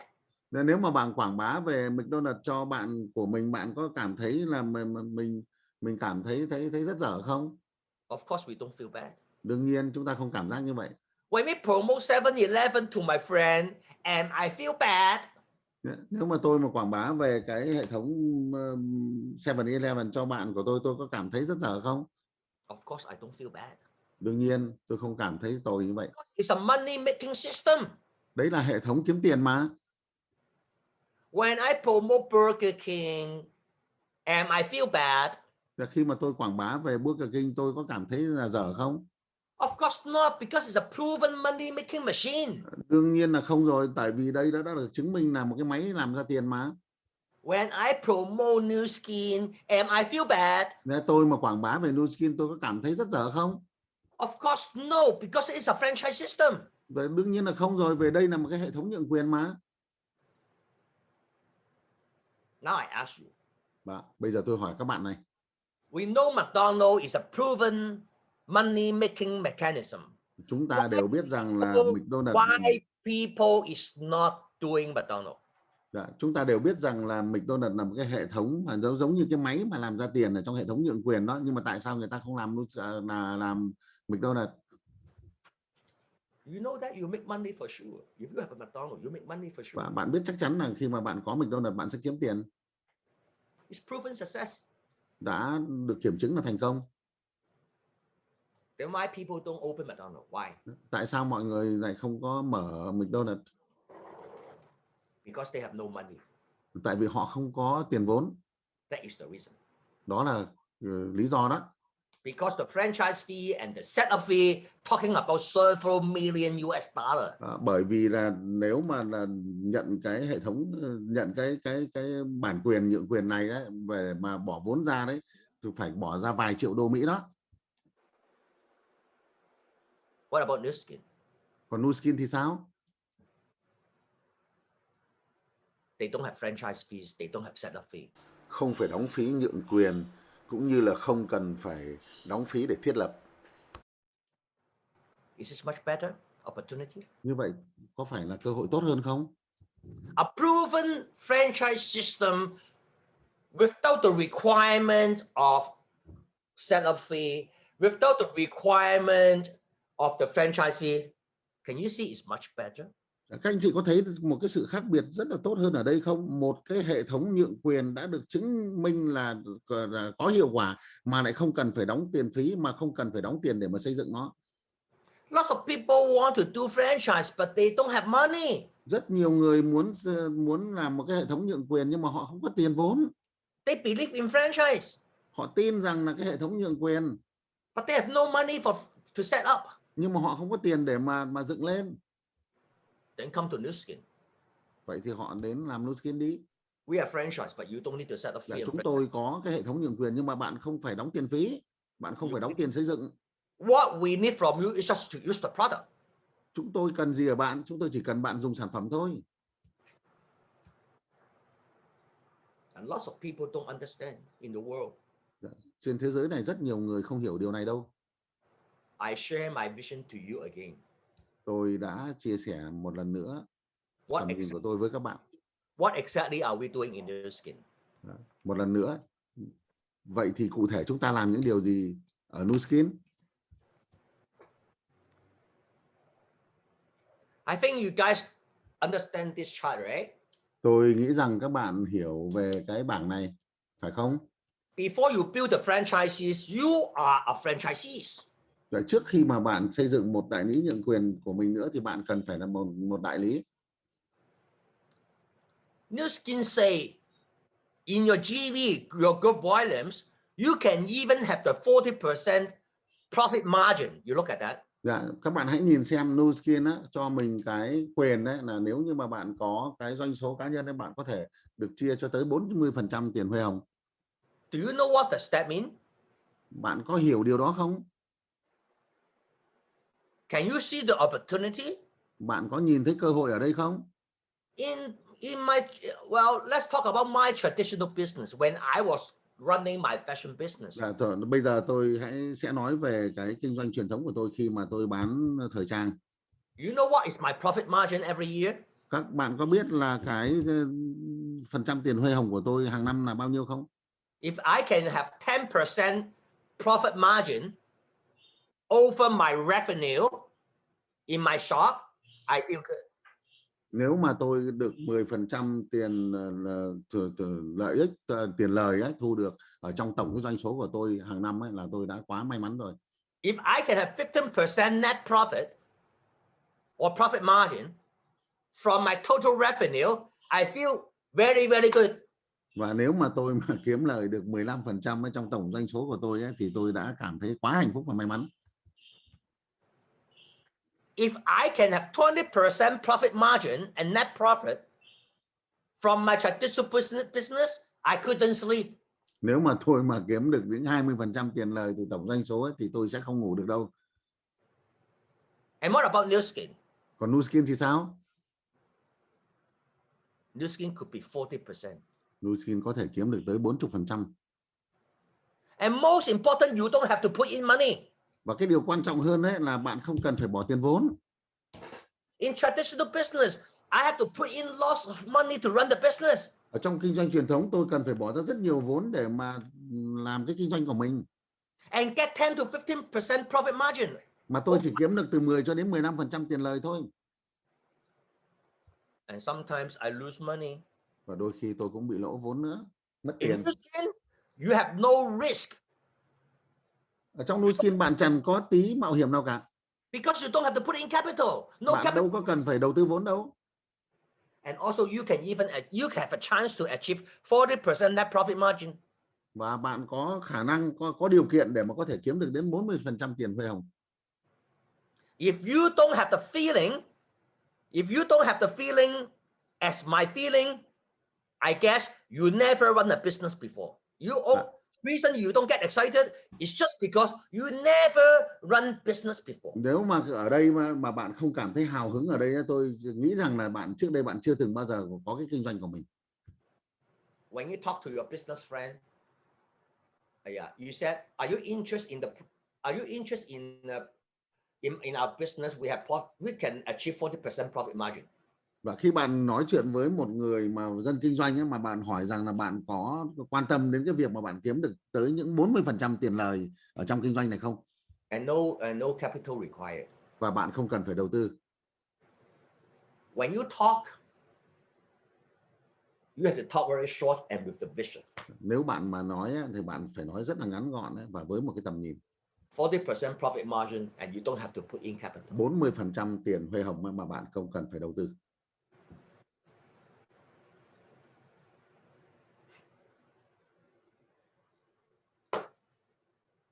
This is why we can attract people. Đó là cái cách mà chúng ta có thể mà hấp dẫn mọi người đó. And there are still tons of people in the world. They put in lots of money and they're earning a very small profit margin. There are still lots of people like this in the world. Dạ ra ở thế giới ngoài kia ấy, còn rất là nhiều người họ bỏ rất là nhiều tiền vốn đầu tư ấy, mà họ nhận được cái tiền lời rất là ít. They could get excited because of you. Và họ có thể rất là hào hứng bởi vì khi bạn chia sẻ. You don't have to put in capital and your profit margin can be up to 40%. They could be very excited because Bạn không cần phải bỏ vốn đầu tư mà bạn có thể nhận tiền huê hồng, tiền lời lên đến 40%, họ sẽ rất là hào hứng để nghe bạn. You create the market because of your vision. Bạn có thể tạo nên một thị trường dựa trên tầm nhìn của mình. Okay, now it's 7:30. I think today I have shared some of my vision already and I led about question and answer. Dạ, bây giờ đã là 7 giờ 30 phút. Tôi nghĩ rằng hôm nay tôi đã tiếp tục chia sẻ một phần của những cái tầm nhìn của tôi cho các bạn. Bây giờ tôi sẽ dành cho câu hỏi và câu trả lời. Yeah, please, Kathy. Question time. Thank you, Philip. Thời gian để trả lời câu hỏi. Yes. My name Kathy. I am from Toronto, Canada. My question is today I invite one of my clients. She's Russian. she came in the Zoom, but she had something to do. She left, but she tell me to ask you if she want to book appointment to see you because she want to open the business in Russia. So how come you can give her 45 minutes for other day? That's my question. She has to learn before she can ask. You understand? Tony, you can translate, okay? I think I don't mind. But the point is, has she already understand what is new skin, what is product, and did she come to my sections? Because what she learned from me, what is student learn from me is what I teach in the last few sections. Cathy có đặt câu hỏi với thầy Philip là tôi có một người bạn, tôi đã mời cô ấy vào đây nhưng mà sau đó thì cô ấy rời ra bởi vì cô ấy bận, và cô ấy nhờ tôi đặt một câu hỏi rằng là nếu tôi mà mở cái kinh doanh này ở trên thị trường nước Nga, phải không ạ, ở Russian phải không, ở nước Nga ấy, thì tôi có thể mà gặp riêng thầy Philip trong vòng thầy có thời gian để dành cho tôi 45 phút không? Thầy Philip trả lời rằng là bạn ấy cần phải học trước khi bạn ấy đặt câu hỏi. Bạn ấy thực sự đã vào Zoom này chưa? Bạn ấy thực sự đã tìm hiểu về kinh doanh Nu Skin chưa? Bạn thực sự đã học hỏi để mà đặt cái câu hỏi chưa? I tell you why, okay? Tôi sẽ giải thích cho bạn tại sao. I am going to meet your Russian. I am. Dạ, tôi sẽ gặp người đó. Dạ, tôi sẽ gặp đối tác của bạn. I love to. Tôi rất là yêu thích việc đó. But I have a requirement.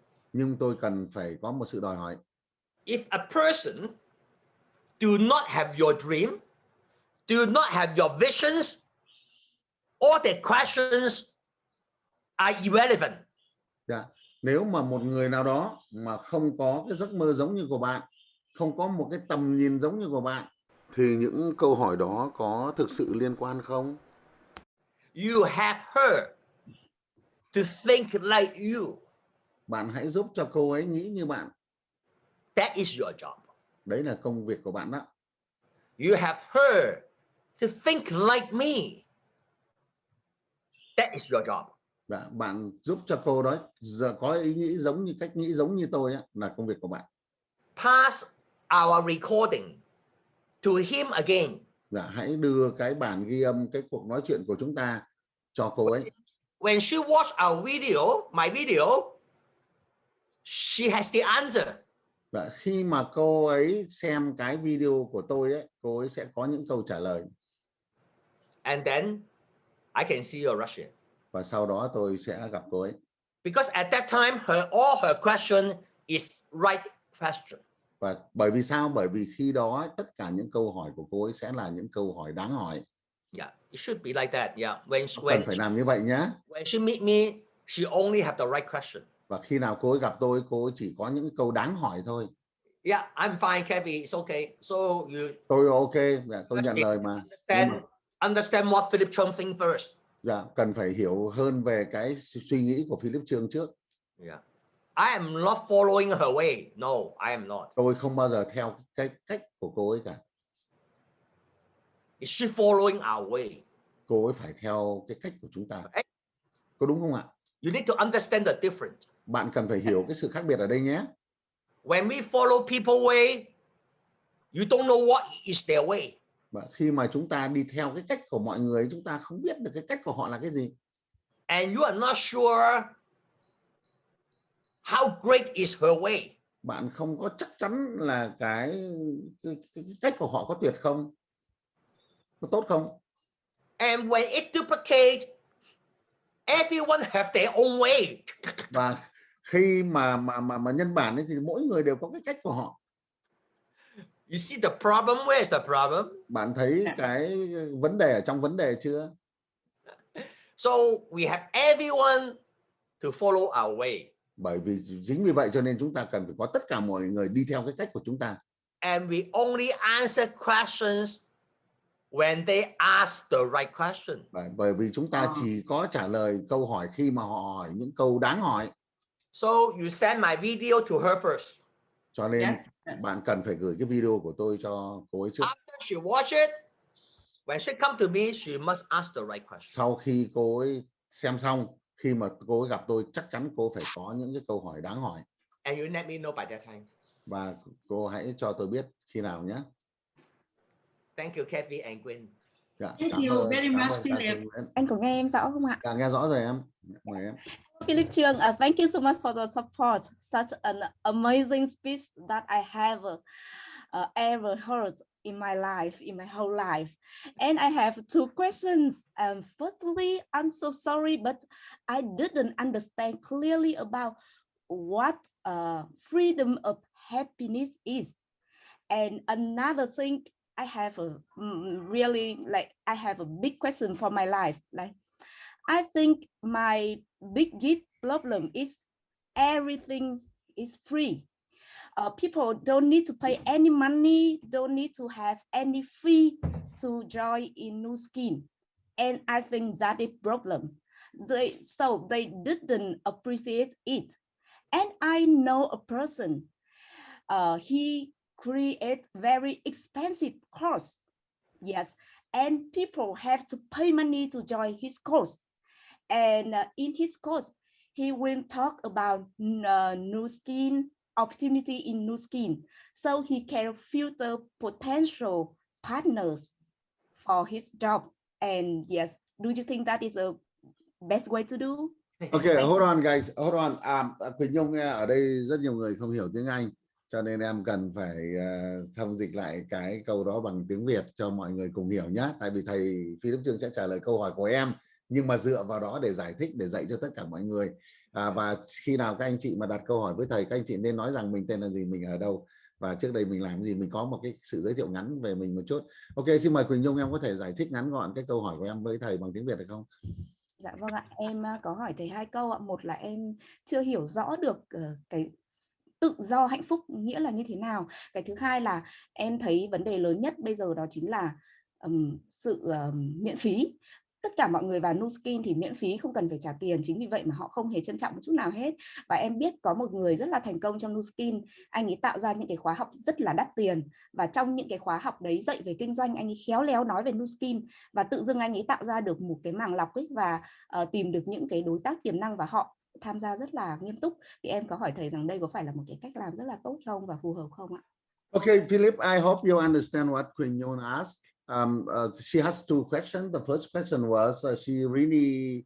I heard the question. I know it. I have the answer. Okay, please, yeah, please.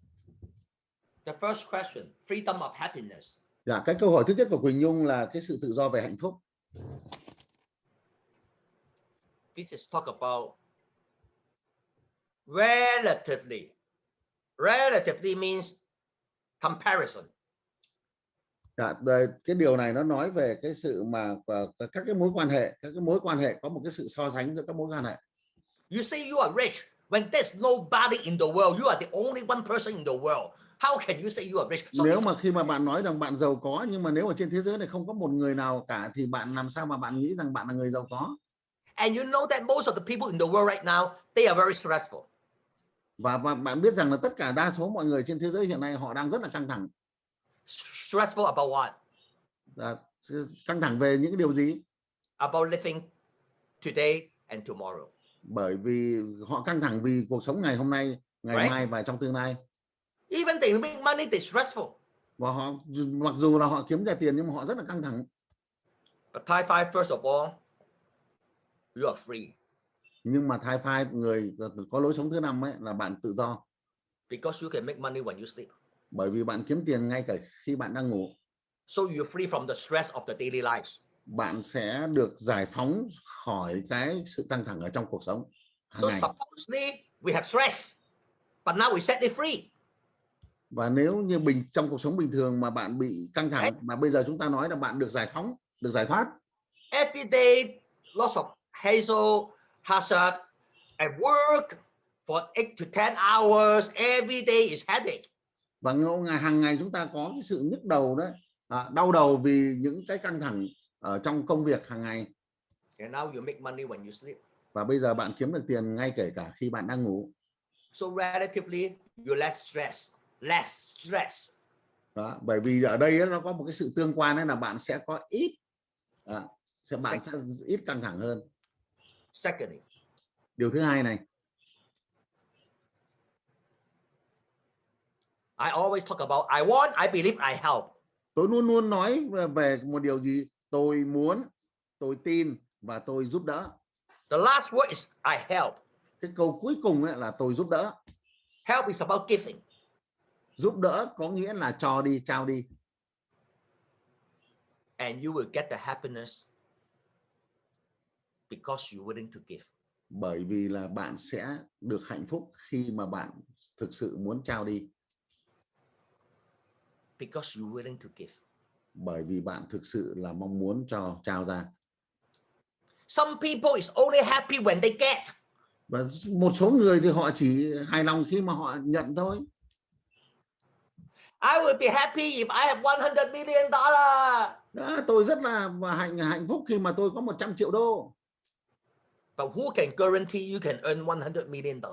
Nhưng mà ai có thể đảm bảo rằng bạn có thể kiếm được 100 triệu đô? That's why you are not happy.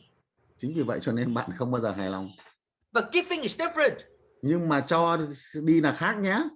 Every one of us today can give. Nhưng tất cả mọi người chúng ta ngày hôm nay đều có thể cho đi. Giving what? Cho đi điều gì? Giving your vision to other people. Trao ra cái tầm nhìn của mình cho mọi người. To empower them. Để tạo động lực cho họ. And then their life transformed because of you. Và sau đó cuộc sống của họ sẽ được thay đổi vì bạn, nhờ bạn. You change people's lives. Bạn có thể thay đổi cuộc sống của mọi người mà. That's why they come to you and feel gratitude and thankful about you. Và chính vì vậy cho nên họ đến với bạn để mà có với cái lòng biết ơn. From all over the world. Và từ tất cả mọi nơi trên thế giới. And that is where your happiness come from. Và đó là cái con đường ấy mà hạnh phúc của bạn đến đó. Today, ngày hôm nay, you see, I am not getting, I am giving. Ngày hôm nay tôi không phải nhận mà tôi đang cho đi đó. I am not going to get anything from you. Tôi không nhận bất cứ một điều gì từ các bạn hết. And I am serious. Và tôi thực sự là nghiêm túc đó. I wake up 6 a.m. in the morning, 5 a.m. in the morning. Sáng nay tôi dậy lúc 5 giờ sáng. That's why I get lots of happiness from the world. Và chính vì vậy cho nên là tôi nhận được rất là nhiều sự hạnh phúc trên khắp thế giới này. But of course, sometimes I still feel sad. Và đôi khi tôi cũng cảm thấy buồn. Yeah, of course, because I'm human. Đương nhiên, bởi vì tôi là con người. But relatively, we are more happier. Nhưng mà nói về cái sự tương quan thì chúng ta sẽ hạnh phúc hơn. Because when we sleep, we make money. Thì thôi chúng ta ngủ, chúng ta kiếm tiền. And secondly, you have friends all over the world, and you guys are very good together. Nice together. Và tiếp theo ấy, thì là bạn có rất là nhiều bạn ở trên khắp thế giới này ấy, và what kind of business you can be like that? Và có một cái kinh doanh nào khác mà có thể làm được điều này không? What kind of job you can sleep and make money? Có công việc nào mà bạn có thể vừa ngủ vừa kiếm tiền không? So at least you know why I said freedom of happiness. Và đó là cái điều mà tôi muốn chia sẻ với bạn về sự hạnh phúc. Now I talk about your second question. Bây giờ tôi sẽ trả lời câu hỏi tiếp theo của bạn. Well, yeah, you know there are hundreds of ways doing business. Có hàng trăm cách để mà kinh doanh khác nhau mà. Hundreds of ways. Hàng trăm cách khác nhau. I show you the most simple way. Nhưng mà tôi cho bạn thấy một cái cách rất là quan trọng. In the shortest time. Trong một cái thời gian rất là ngắn. To become type 5. Để trở thành người có lối sống thứ 5. I'm not asking about how much money to charge per training course. Dạ, tôi không có đòi hỏi là tôi sẽ lấy bao nhiêu tiền cho một cái buổi huấn luyện như này đâu. I talk about how can we do it in the most simple way and leverage. Và tôi đang muốn nói về một cái cách làm sao chúng ta làm rất là đơn giản để mà tận dụng được động lực, tận dụng được sự hỗ trợ. And gain the power. Và chúng ta nhận được cái sức mạnh. And get the speed to become type 5 in a very short time. Bởi vì sẽ đạt được cái tốc độ để trở thành người có lối sống thứ 5 trong một thời gian rất ngắn. Just like Kung Fu. Giống như là môn võ công phu thiếu lâm tự vậy. All kinds of Kung Fu in the world. Dạ, nói về môn võ công phu ở trên thế giới. But Bruce Lee are very famous. Dạ, Bruce Lee, Lý Tiểu Long ấy là một người rất là nổi tiếng. He got his philosophy. Anh ta có cái triết lý của anh ấy. Just like Philip Cheung, Cũng giống như là Philip Cheung. his own philosophy. Vì cái triết lý riêng của anh ấy. Philosophy of success. Triết lý của sự thành công. And principle of speed. Cái nguyên tắc về tốc độ. Speed of what? Tốc độ về điều gì? Speed of success. Tốc độ về sự thành công. And I haven't shared with you yet what is the principle of the speed yet. Và tôi chưa kịp chia sẻ với các bạn những nguyên tắc cơ bản về tốc độ. Not yet. Chưa đâu. Next Sunday. Chủ nhật tuần tới nhé. So there are hundreds of ways doing new skin. I don't follow people way.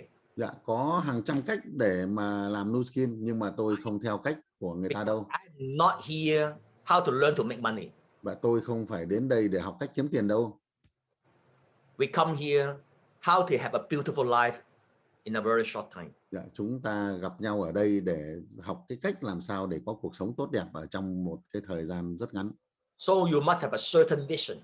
Cho nên bạn cần phải có một cái tầm nhìn cụ thể. But I'm sure the concept you just shared with me, they can make big money. Và tôi cũng tin rằng là cái điều mà bạn vừa chia sẻ với tôi đấy là một cái cách cũng có thể kiếm tiền. But that is not my direction. Nhưng mà đấy không phải định hướng của tôi đâu. Okay. Bạn hiểu chưa? Yes, thank you so much. But I think if everything is free, people didn't appreciate it. Did you appreciate what I teach you today? Yeah. Did you appreciate? You think I am a cheap guy right now? You think did I get the trust from you today? Bạn có nghĩ rằng là tôi có thể nhận được sự tin tưởng của bạn ngày hôm nay không? Bạn có thấy rằng tôi là một cái anh chàng rất dẻo mạt không? Do you know why I No. do you know why I can get the trust from you? Tại bạn có biết được tại sao tôi nhận được niềm tin của bạn, sự tin tưởng của bạn không? Because when I give, if I giving and without any motive, if I'm just giving without any other reason, I get trust from people. Bởi vì là khi mà tôi trao ra mà tôi không có một cái ích lợi gì, thì tôi sẽ nhận được sự tin tưởng của mọi người. If I charge you today, nếu mà tôi lấy tiền công của tôi ngày hôm nay cho bạn, you will buy my concept. Bạn sẽ mua cái công thức của tôi. But I cannot get 100% trust from you. Nhưng mà tôi không thể nhận được 100% niềm tin của bạn. Because you know I come here to make money from you. Bởi vì bạn biết rằng tôi đến đây để kiếm tiền từ bạn. If I don't get the trust from you, I cannot be fast enough. Nếu như tôi không nhận được cái sự tin tưởng của bạn thì tôi không có đủ nhanh để mà thành công. The fastest way to succeed is one word. Dạ, cái cách mà nhanh nhất để mà thành công chỉ có một từ thôi. It's the trust from people. Đấy là tốc độ của niềm tin với mọi người. How can we get the trust from people? Bằng cách gì để chúng ta lấy được cái niềm tin từ mọi người? Don't make money from people. Đừng kiếm tiền từ mọi người, không kiếm tiền từ mọi người. Then you will get the trust from people. Thì bạn sẽ có niềm tin. Yeah, I understood this, Philip. That's going to be next session. Các anh chị và các bạn, ngay từ những ngày đầu tiên bạn đã học được một trong những nguyên tắc rất là cơ bản của thầy Philip về nguyên tắc của sự thành công. Tốc độ của sự thành công đã phụ thuộc vào tốc độ của niềm tin. Chúng ta cần phải hiểu điều đó. Khi mà một câu hỏi của bạn Quỳnh Nhung nói về người ta kiếm tiền ở chỗ nọ chỗ kia, cái điều đó nó đi ngược lại hoàn toàn cái triết lý mà thầy Philip sẽ dạy chúng ta. Các bạn nhé, nó đi ngược lại hoàn toàn. Chúng ta sẽ không theo những cái cách của họ làm ngoài kia, mà chúng ta vào đây để mà học cái cách thành công, cái tốc độ thành công của thầy Philip. Okay, thank you, Philip. I think this is good enough for 1.5 hours. And we move on for the next session, the speed of the trust. There are so many things to learn from you. Of speed. Cái tốc độ của sự thành công là tốc độ của cái niềm tin mà mình có thể tạo lên giữa mình và đối tác, giữa mình và đội nhóm. Đây sẽ là một trong những cái bài học rất là quan trọng, càng ngày sẽ càng quan trọng hơn. Hiện nay mà chúng ta đang hơi bị chưa có kịp mở những cái workshop để đi từng phần, và Văn biết rằng là các bạn vẫn còn đang có đa số chúng ta ở đây vẫn còn đang hơi lơ mơ, còn đang chưa biết là lựa chọn thực sự là đang đi theo cái triết lý của sự thành công, mà chúng ta vẫn còn đang nghi ngờ ngoài kia có nhiều cái cách làm khác nhau như vậy, chúng ta thực sự là chưa có sự định hướng. Tại khi mà bạn có tầm nhìn, bạn cần phải có một cái sự định hướng, và cái sự định hướng nó giúp cho chúng ta có những cái hành động nó phù hợp. Chúng ta Văn sẽ mở mic cho toàn bộ các bạn. Chúng ta sẽ kết thúc buổi Zoom này ngày hôm nay ở đây. Ok, giờ tất cả các bạn có thể mở mic lên để mà chào, cảm ơn và chào tạm biệt thầy Philip. Thank you Philip. We move on for the next Okay, thank you everyone. next Monday. Thank you Philip. Thank you. Thank